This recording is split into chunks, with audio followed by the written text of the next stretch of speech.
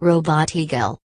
Professor Jack Stingo used to make some experiments, was trying to invent things in his free time on the basement floor of his house, which he converted into a laboratory. In the last few years he paid all his attention to make a robot eagle and concentrated his works on this way. He had already made 2 robot eagles and had flown them with a remote control in his house's large garden, which was in the ghetto, but that was not his main aim. Professor Jack Stingo knew that making a well-developed robot eagle was in turn.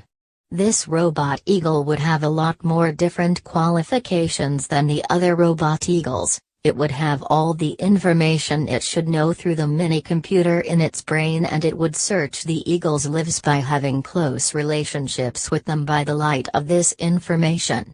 It would transfer its observations to the professor's computer in the laboratory after interpreting them in the mini-computer in its brain.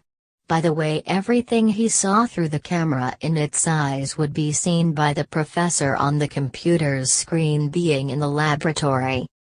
The desire to learn new and different knowledge was an unforsakable passion of human mentality, and it wasn't contented with that, and the effort to learn even the unknown would be used as a springboard, and each new knowledge could be presented for the good of mankind.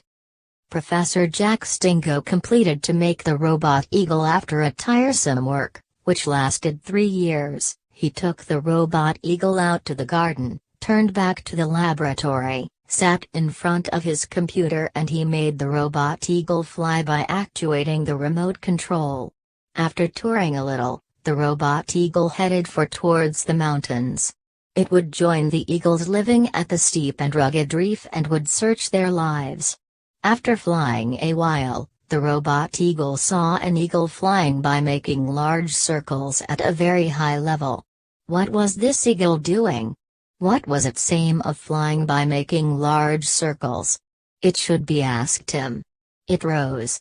When it came near to the eagle, it asked, "Excuse me, why are you turning all the time there?" The eagle showed a very harsh and brutal reaction. "Shut up. Go away, don't you have any business? Push off." The robot eagle immediately went away from there. What kind of an eagle was that?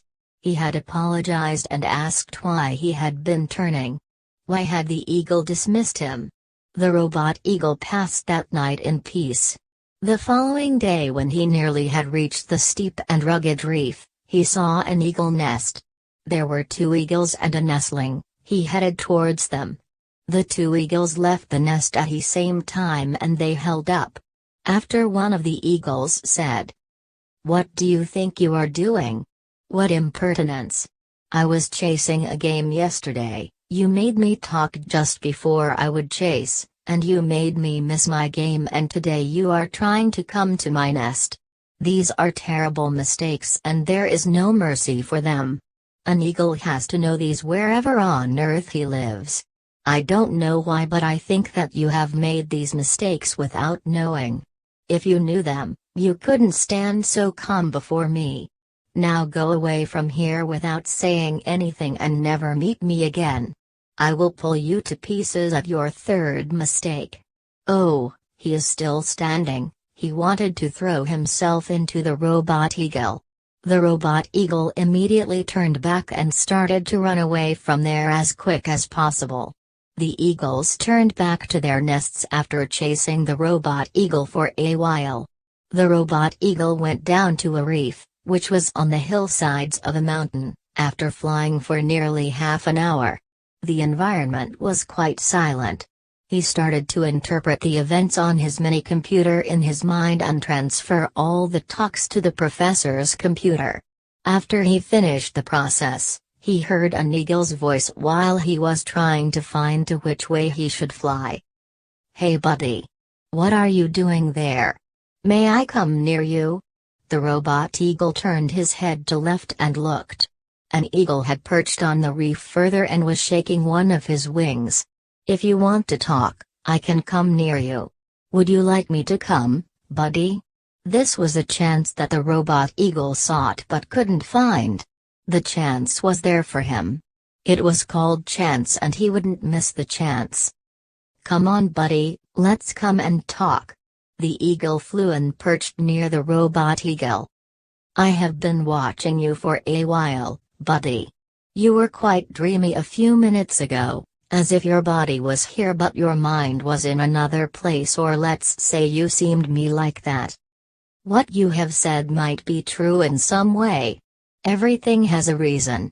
If you move backwards from here, you will reach the occurrence. If you move forwards, you will reach the result. It is possible to reach the result by eliminating the reasons of its occurrence, isn't it, buddy?" "Completely right. Let's talk in short.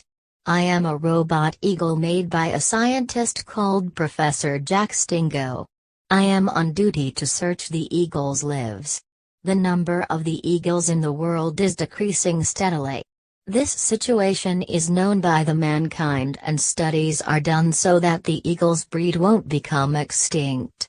The professor will present the knowledge, which he has got through me, for the mankind's opinion, and the things that people know will consolidate with the new knowledge about the eagles. The studies made by this knowledge's light will make the eagles propagate. It must be your duty to attend to such a useful aim as an eagle." After the eagle looked very puzzled at the robot eagle's face, he recovered himself. "That means to say that you are a robot eagle. You are behaving strangely, but if you hadn't told me, I wouldn't have understood that you were a robot. Anyway, we mostly hunt during the day. Each eagle has a different game reserve. An eagle can't enter another eagle's game reserve. It is forbidden. We don't like being disturbed while chasing a game and relaxing in our nest. If somebody disturbs, they will be reacted and put in their places. We don't often push and shove one another. Its reason is that two eagles rarely come together and see each other except the family. As you know, the eagles are the rulers of the skies. No other flying creature can break a lance with us. We build our nests on the summits of the mountains, at the steepest and most unreachable places of the reefs. We live there away from the stranger's eyes. Sometimes the snake comes, from where I don't know, and pesters the eggs in the nest. If there are 3 eggs in the nest, it certainly snatches 1 or 2 of them. It is impossible to leave the nest when there are eggs. We hunt snakes every day, but since they propagate very quickly, those snakes' numbers never decrease. It is a problem even they exist or not. By the way, the people shoot and kill them with rifles. Why do people kill the eagles although they don't eat their meat? No, such a nonsense thing can happen. If there weren't any eagles, there would be snakes and centipedes everywhere. Common voles would be come across at every step. If these common voles propagate, there would neither be fields and vineyards nor gardens. They would wipe away all the crops. As a result, the ones would be the people who would go hungry. This is my remark. The following talks were in the way of question, answer. The robot eagle asked the questions that he couldn't answer, and the eagle answered. After talking a little more for a while, the robot eagle said, "That's enough. Thank you, buddy." The eagle said, "Thank you actually, buddy," and it flew away. The robot eagle immediately transferred the talks to the professor's computer. The robot eagle, who continued his observations for a few more days in the environment, set off his journey to return. The information that has been got would be presented to the people's remark through publication after being compiled.